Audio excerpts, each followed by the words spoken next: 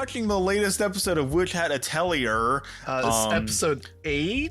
Yes. It's Coco and the kid whose name I can't remember. I'm just going to call him Bobby. He's the other kid that works at like this magic shop ran by this old man. It was revealed at like the end of the episode that he is colorblind. I forget what the term was, like silver wash. That's what they called it. Yeah. So he got silver he was wash colorblind. eyes. And I was going back through it. I was just kind of like, going back through their conversation. It was really cool how like they were able to like kind of like set that up in terms of like she's constantly while in this room kind of pointing out colors that he can't perceive, and it comes across from his perspective. It basically like she's like rubbing his nose in it, basically like, look at all these cool colors I can see, and you can't. In retrospect, obviously, it is a good scene, like in the moment too, because it's just like her showing her excitement for the world that she has entered in versus like his perspective where he has lived in this world his whole life, and so he doesn't see the world the way she does. Initially, it comes like, across as like very mundane, but then they are able to like recontextualize that in a really clever way.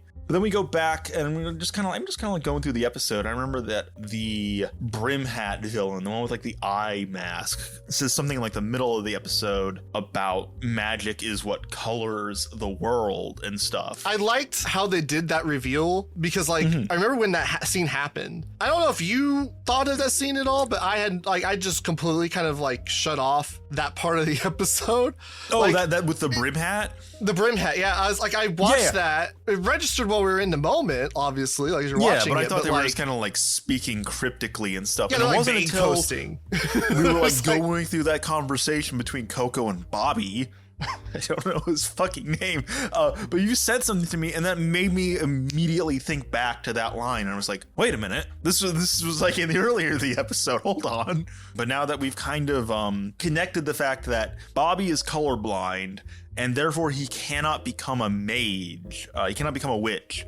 And we start going back through the episodes and we start seeing all these different it eye starts off motifs because like at the beginning, like in that episode still, the spell that he uses to test that ink or whatever is a light spell. And then it basically he's blinded by the truth. We kind of were working with the motif of like the eyes or whatever at that point. There is a lot of like eye imagery because the brim cap witch has the eye mask and stuff. But even just in that room where Coco and Bobby are talking, there's like a cabinet of like drawers and stuff that also just has like an eye image on it. And just like I remember seeing that and being jars. like, oh, that's odd. What the fuck is in there? Why is that there? And it's not really ever addressed in any capacity, but it's like the first thing, like the first shot that you see when they go into that room. So it might come back later. I go back into the first episode and I'm like looking for like eye imagery. Yes. And it's at that point, it started occurring to me kind of with like the brimmed hat thing in the background at that point, because it was like fresh in my mind. It started occurring to me all the imagery with like fire being associated with magic, where basically like the first episode, you just have like this kind of metaphor for like the Promethean sort of story. Because when she learns of like magic is like drawing circles and stuff. Yeah. When she learns that, she draws her first magic circle and does her first spell. And there's a flame next to her, like a little small candlelit flame. And it immediately cuts to Kiefer in the forest, who then has a bigger flame. And so there's kind of like this kind of link being made of like she has kind of stolen a bit of this flame that fire that he has, kind of like the Promethean myth. And it's very overt with it because like the flame like flickers as like the ink creates the full circle kind of thing. And at the end of that episode, you go back and you watch when Kiefer tells her like from now on you're going to become a witch. She's basically bathed in light when the sun rises over the horizon. And then you start going through it, like all of like imagery and stuff. There's a whole shot where like they're sitting there all staring at a fire together, and she's like off in the dark by herself. I think it was episode 2 when they're talking about the process of like how they would remove people's memories of magic.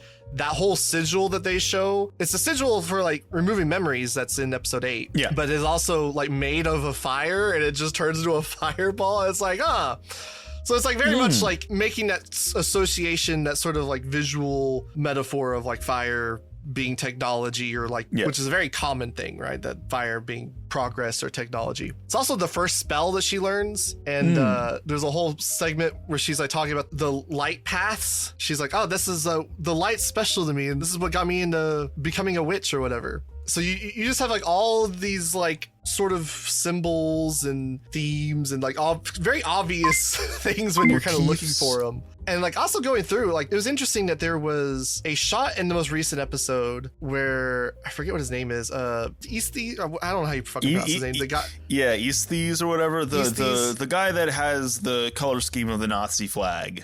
Yeah, the Nazi, yeah. The Nazi guy. Yeah. That's totally unintentional.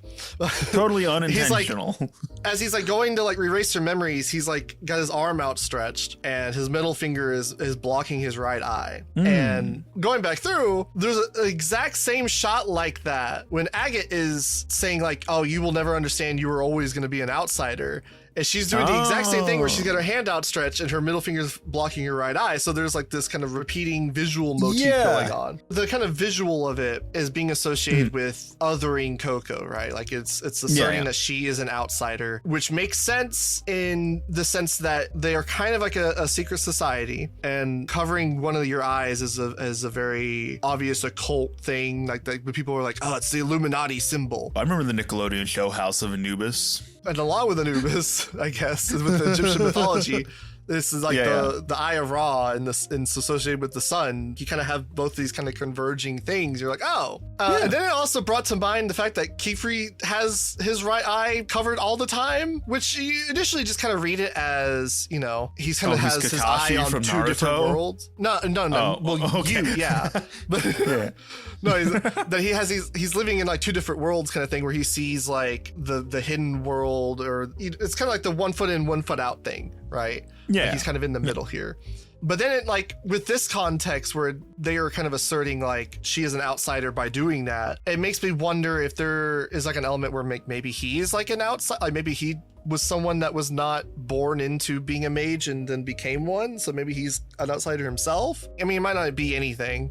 But, that's true. It's entirely possible we are reading too much into it, but the eye symbolism is a recurring motif for sure. Yeah. I was gonna say the eye and flame and light stuff, I don't think we're really reading too much into. Where I kind of landed on is that the eye motif kind of has more to do with the philosophy of the show. I mean, you remember in like episode 6, no, it was episode 7, sorry, when they're helping the people that get trapped, their cart trapped in the river or whatever. Yeah, the car's like, car's trapped in the river. Yeah, they are making a big point about Agate kind of being in a hurry to like grow up and kind of has her eyes on the future and is not kind of paying attention to what's happening in the present. And a big thing that they're kind of reinforcing in the show is that magic should be used to help people and better people's lives, not for kind of like selfish gains and trying to like prove yourself. So I think that eye thing kind of very much plays into like having an eye for detail or like being attentive, right? And so you kind of can juxtapose that with Agate, who is a child still trying to hurry up and be an adult, but she is still ignorant of things around her. She's not as attentive. And you kind of see that kind of reinforced with something I also didn't notice, and I don't know if you noticed this in the moment, how Kefri is talking about like he learned water magic because he was a bad swimmer, he didn't like getting wet, right? Well, later with Oligro, I don't know how you pronounce his fucking name. The watchful eye character. The watchful eye character. You have Coco who gets out of the bath and then she like chases a little worm thing in there and he dries off her hair with his little rings. So it's like he has a whole magical item that he has created purely for the sake of his friend. They're really good friends. So it's kind of reinforcing this sort of thematic through line of magic being something, being an eye for detail almost. But it did make me wonder if like, cause like the way that the sigils are kind of constructed, I wonder if that's intentionally constructed to evoke like an eye. It's been like a really great show, honestly. Like it's one that I feel like gets better with every episode. It's kind of like a slow burn show, right? It's very slow, and I do wonder like, okay, well, you know, is this going to feel like a very nice kind of complete experience? Yeah, I don't anticipate that it's going to have like a satisfying ending to the 12 episodes of the anime they're going to make. I'm just enjoying the kind of episode to episode stuff. I have been up to this point, and now there's like something to kind of sink your teeth into and kind of keep an eye out more for. It's kind of disappointing though, because I also know how like this this just 12 episodes. Here's the solution. Read the manga, you fuck. No.